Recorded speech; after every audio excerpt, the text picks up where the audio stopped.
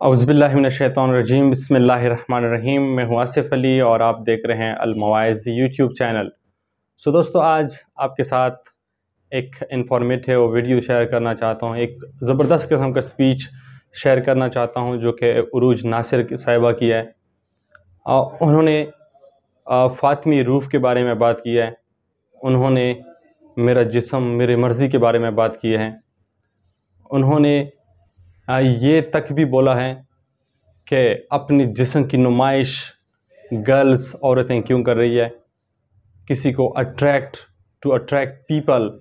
अगर आप कोई ड्रेसिंग करना चाहते हैं, आप जो भी करना चाहते हैं, एक इस्लामिक पॉइंट ऑफ व्यू के साथ आप करें प्लीज़, क्योंकि मेरे चैनल से ये आपके साथ हर किस्म की इस्लामिक वीडियोस शेयर की जाएगी। अगर किसी ने चैनल सब्सक्राइब नहीं किया तो प्लीज़ चैनल को सब्सक्राइब करें ताकि आपको हर न्यू वीडियो की अपडेट भी मिल सके। दोस्तों, वीडियो को स्टार्ट करते हैं, फिर इस पर बात करते हैं, क्योंकि ये वीडियो मैंने ख़ुद भी नहीं देखी, इसके बारे में मैं अभी से तफसीलन नहीं बता सकता। तो दोस्तों, वीडियो को स्टार्ट करते हैं, आप फिर इस पर तफसीली बात करते हैं। वीडियो के साथ जुड़े रहिएगा। तागूती फेमिनिस्टिक बहरूप जिसको आजकल बहुत ज़्यादा उजागर किया जा रहा है मीडिया में, आप देख रहे हैं कितनी हॉट डिस्कशंस होती हैं, वो क्या हैं? क्योंकि जब हम बीबी फातिमा के रूप की बात करते हैं, फातिमी रूप की बात करते हैं, तो उसकी भी क्वालिटीज़ हैं, बहुत सारी चीज़ें हैं जो कि इंशाल्लाह वो भी डिस्कस करूँगी वेरी क्विकली। और जो बहरूप है वो क्या है? बहरूप ये है कि आप जिस्म की नमूदो नुमाइश करते हैं, अपने जिस्म को दिखाते हैं to attract people, to attract man. मेरी तरफ देखें, क्या है ये? ईगो, मुझे देखा जाए, मुझे सराहा जाए, मुझे पसंद किया जाए, मेरे बालों की, मेरे आँखों की, मेरी हर चीज़ की तारीफ की जाए। फिर क्या है? हर धर्म। ये देखें, बड़ा ज़रूरी है। जब हम ज़िक्र अहले बैत करते हैं, जब हम हुसैनी अफ़कार की बात करते हैं, तो बेहद ज़रूरी है कि हमें ये पता हो कि हम किसके अगेंस्ट कर रहे हैं। वो यजीदी, आप जानते हैं ना, इमाम हुसैन और यजीद, जब हुसैन अलैहिस्सलाम के साथ क़याम तभी होगा, चाहे किसी भी दौर में हो, जब आपको पता होगा कि अगेंस्ट क्या था, यजीदी क्या नेगेटिव एट्रीब्यूट्स थे, वो जानना। हड धर्मी, आज कोई बच्ची घर में हड धर्मी कर रही हो, माँ की बात ना मान रही हो, तो हम उसे क्या कहते हैं? अच्छी बच्ची तो नहीं कहते। जो बच्चियाँ आजिज़ होती हैं, जो अपनी माँ का कहना मानते हैं, कि माँ कहती है, सारी बच्चियाँ माँओं की होती हैं, मगर जो एहसास कर रही होती है, जो प्यार से बात सुन रही होती है, उसे कहते हैं ये प्यारी बच्ची है मेरी, ये मेरा एहसास करने वाली है। फिर क्या है बहरूप फेमिनिस्टिक? बदमिजाजी। कभी आप ये सोच सकते हैं, अब हम बीबी फातिमा तो ज़हरा सलामुल्लाह अलैहा को अपने जहन में लाएं, चेहरे पे मुस्कुराहट, आजिज़ी, प्यार, यही नज़र आता है ना। फिर करख्तगी, फेमिनिस्टिक बहरूप। फिर बगावत, रिबेलियस एटीट्यूड। सारी दुनिया ये कर रही है, हिजाब करने का कह रही हूँ, नहीं करेंगे हम। हमें टीवी देखने से मना करें, नहीं करेंगे हम। ये है फेमिनिस्टिक बहरूप। फिर ईगो, एरोगेंस, रिबेलियस एटीट्यूड, बद तहजीबी। बच्चों कहते हैं कि माओं को देखो, जिस वक्त शादी करते हो तो माओं को देखो कि कितनी तहजीब वाली है। खुद सरी, बद इखलाकी, बद किरदारी, खुद परस्ती, मुकाबलाबाजी, ये सब कुछ क्या है? और ये क्या है नारा? जब ये तमाम चीजें आती हैं, फिर आप क्या कहते हो? मेरा जिस्म मेरी मर्जी, मेरा जिस्म मेरी मर्जी। ये नारा पता है किसका है? ये आज का नारा नहीं है, ये नारा है उम्मे जमील का। ये नारा है उन तमाम औरतों का जो आज से 1400 साल पहले और उससे भी बहुत अरसा पहले जो अपनी मर्जियां करती थीं, जो अपनी ख्वाहिशात की वजह से अपने हस्बैंड्स को उकसाती थीं, ऐसा करो वैसा करो। उम्मे जमील अबू लहब की बीवी थी, जिसके बारे में कुरान में जो आयत आई, जो सूरत आई, उसके हवाले से कुछ अल्फाज जो अल्लाह का बयान है। अबू लहब के दोनों हाथ टूट गए और वो खुद हलाक हो गया, ना तो उसका माल उसके काम आया। फेमिनिस्टिक बहरूप जिन्होंने अपनाया है, जिनकी क्वालिटीज़ मैंने आपके साथ शेयर की हैं, उनका अंजाम क्या है? उनका अंजाम कुरान ने हमें बताया है। क्या अंजाम है? No matter how much education you have, no matter how much money you have, जितना मर्जी बैंक बैलेंस है, कुछ काम नहीं आएगा। अल्लाह क्या फरमाता है? अबू लहब के दोनों हाथ टूट गए, वो खुद हलाक हो गया, ना तो उसका माल उसके काम आया ना उसकी कमाई। वो अनकरीब भड़कने वाली आग में जाएगा। और उसकी बीवी फेमिनिस्टिक बहरूप, उसकी बीवी का क्या अंजाम होगा? जो अल्लाह इरशाद फरमा रहा है कि उसकी बीवी भी जो लकड़ियां ढूंढने वाली है, यानी अपने सर पर ईंधन उठाए फिरती है। आज की फेमिनिस्टिक औरत को देखें तो क्या है? आग सवार है। कभी चेहरे देखें आप उनके, करख्तगी नजर आएगी। ऐसे लगता है ईंधन अपने सरों पर बिठा के तो घूम रही हैं कि कोई आएगा तो उसको आग लगा देंगी, कोई कुछ कहेगा तो उसको कर देंगी। और फिर क्या है उसका अंजाम?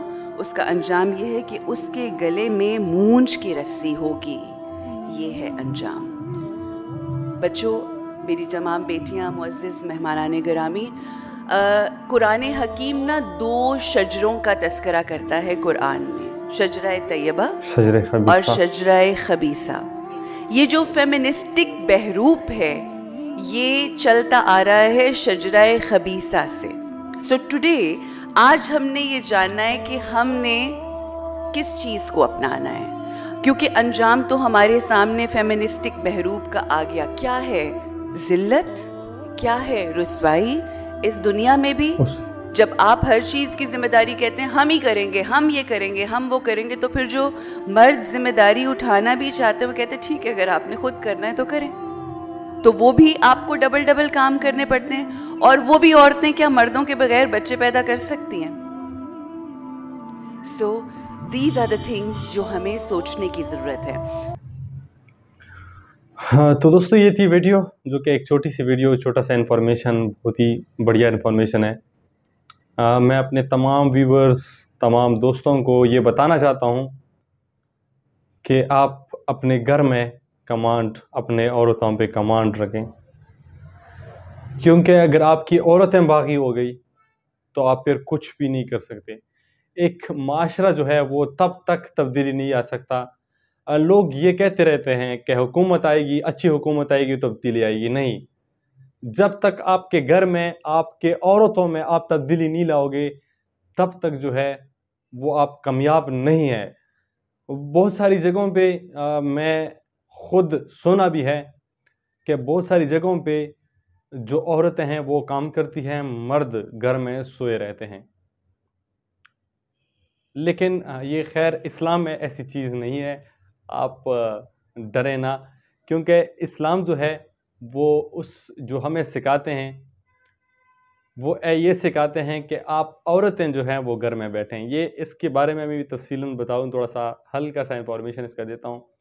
ये उरूज नासिर साहिबा जो हैं, इसको मैं मुबारकबाद भी देता हूं, इसको मैं शाबाश भी देता हूं। जो कि आप ये सोच रहे होंगे कि इन्होंने जो बात किया है निकाब के बारे में, कि औरत को निकाब करना चाहिए, औरत को पर्दा करना चाहिए। मेरे ख्याल में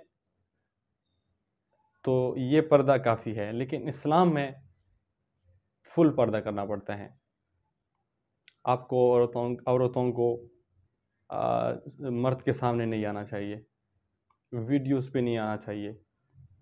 लेकिन आजकल एक नया ट्रेंड बना हुआ है, जो कि औरतें मनकबत पढ़ रही है, औरतें नोहे पढ़ रहे हैं, यूट्यूब पे धड़ाधड़ शेयर हो रहे हैं, यूट्यूब पे लाइव शो चल रहे होते हैं औरतों के। चाहे वो, मैं मानता हूँ इस्लामिक है, आपके नोहे आप गा रहे हो, आप नोहे जो है वो गा रहे हो, या आप गाने गा रहे हो। गानों का तो वैसे भी डायरेक्टली जो है ना वो गुनाह है।